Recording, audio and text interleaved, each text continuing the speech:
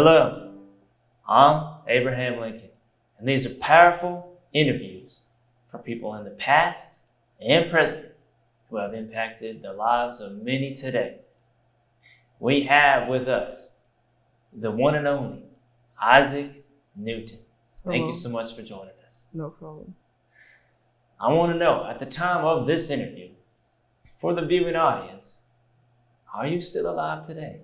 No, I died in my sleep on the 31st of March, 1727, when I was 84 years old.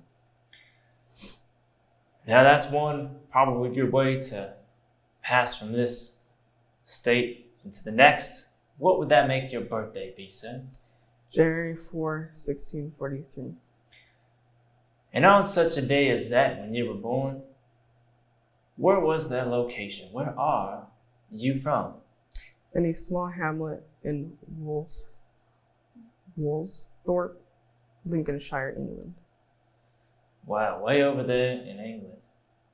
Probably a lot of different impacts that have been happening during that time. And I would like to know, right now, how old are you?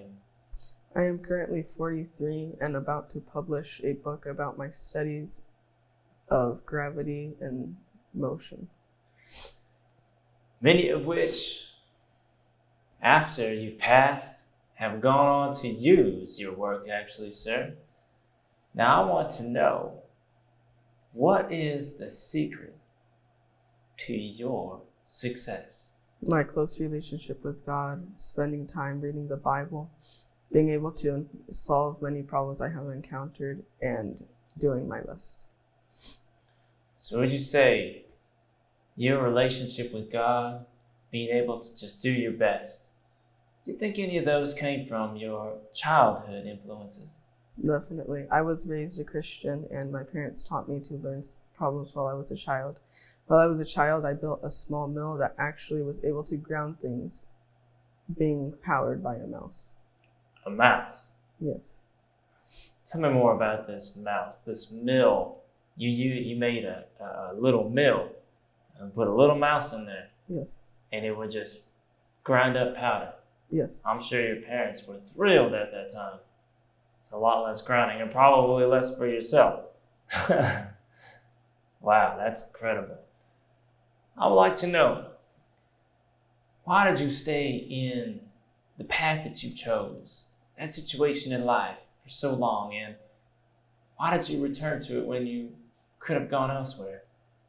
I really enjoyed exploring science and mathematics, and I really wanted to be able to teach others about what was behind everything that happened in our world.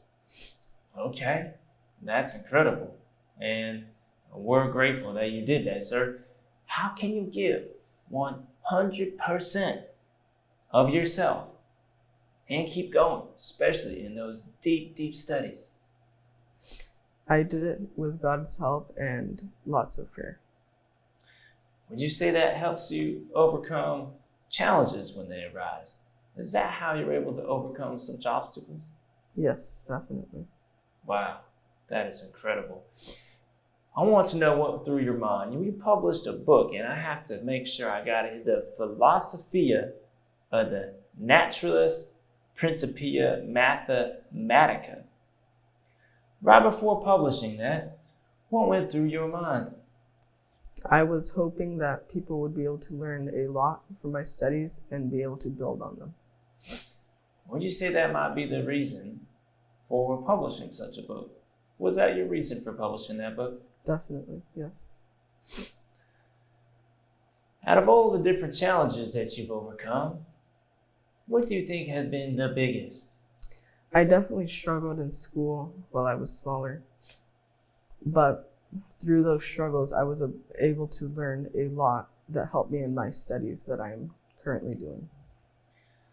So, what started out as may appear as challenged in school, you now become one of the leading professors and teachers of your era and ages to come. That is definitely a faith-building story. What do you see happening next in your life?